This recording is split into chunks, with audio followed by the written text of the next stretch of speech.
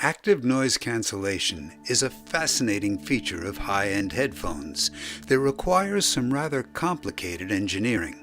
Headphones such as these are able to eliminate or destroy unwanted noise that's produced by the external environment, while simultaneously playing the desired music or audio that's sent from your smartphone.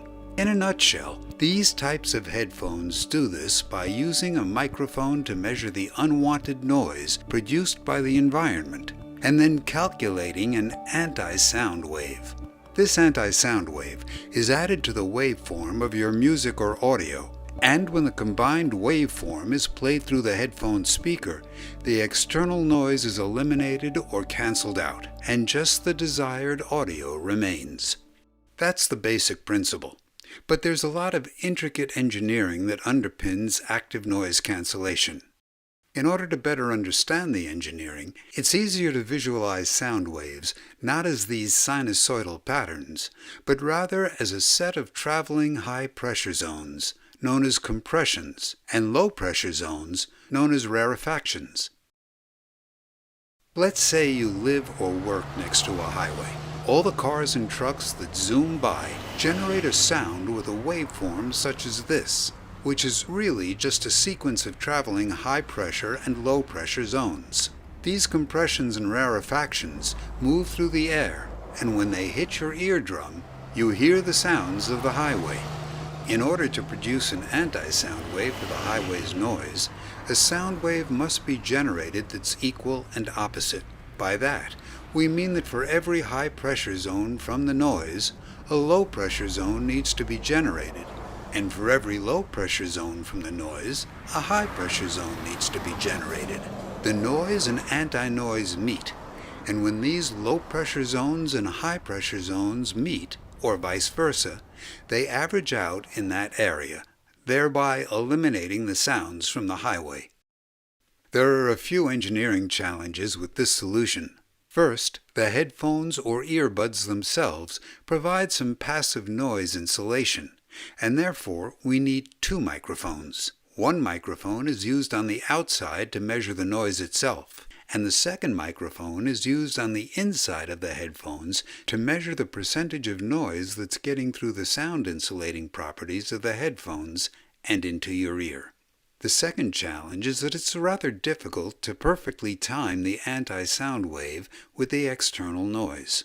The noise from the highway has hundreds of compressions and rarefactions every single second. So, if the anti-sound wave is off by a few milliseconds, then the noise cancellation won't work properly.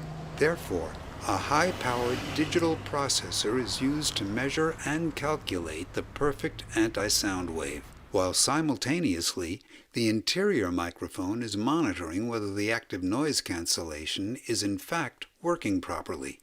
Note that active noise cancellation is more effective for low-frequency, repetitive noises because they have only a couple hundred peaks and troughs, or wavelengths, every second. But high-frequency noises have thousands of wavelengths per second. If there's even the smallest inaccuracy in timing the anti-sound wave with the high-frequency noise, the resulting combination between the anti-sound wave and the high-frequency noise will be ineffective. The third challenge, managed by the processor and circuitry, is that the anti-sound waveform needs to be combined with the audio waveform that's sent from your smartphone. The audio plus the anti-sound acts just like different instruments in a song, and they combine to make a new sound which is played through the single speaker. When the combined audio plus anti-sound waveform and the noise from the environment mix, the anti-sound component of the combined waveform and the noise from the environment cancel out, and we're left hearing just the desired audio. We made a separate episode that goes over the different components of these headphones, and we're working on future episodes that will cover other feats of engineering such as Bluetooth communication, the antenna, and the microelectrical mechanical system microphones. This video was made possible by our sponsor, PCBWay. PCBWay can quickly manufacture your PCBs with competitive prices, impeccable standards, and They also provide PCB assembly services, where they populate and solder the components to the PCB. Check them out using the link in the description below. Also, one quick note about the 3D model.